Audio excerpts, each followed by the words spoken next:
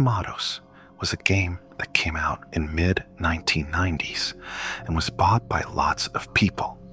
It was similar to a game called Mr. Mix, where you had to cook, but with Mr. Tomatos, you had to feed him what he wanted to eat. And people, including me, thought it was weird because Mr. Tomatos would ask for something like tomato soup, which is cannibalism because he's a tomato. But in the early 2000s, it sold a lot of copies in stores all across America. But in mid-2000s, people stopped buying copies of the game, and I know why. You see, there were a lot of glitches in the game, so people thought they didn't make good games, which they didn't. I remember thinking as a kid that the game was poorly made, and I didn't really play it that much, and I will tell you why. After booting up the game, it would sometimes not even work, like it was faulty or something. After you finally got it to work, it would show the title screen.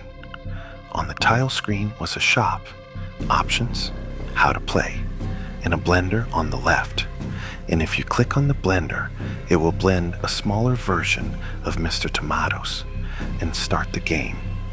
When the game starts, you are in a kitchen and Mr. Tomatos is in front of you, and there's 3 random types of foods in front of you.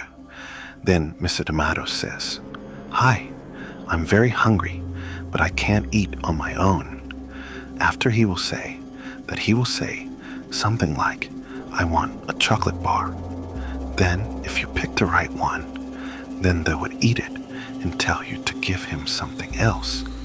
But if you give him the wrong food, it will rank up the anger meter. And if you get 10 points on the anger meter, he will get mad.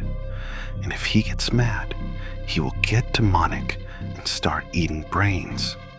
After that, he will jump scare you and crash your game, and will show a pop-up image of a demonic Mr. Tomatos with final text saying, "I am inside."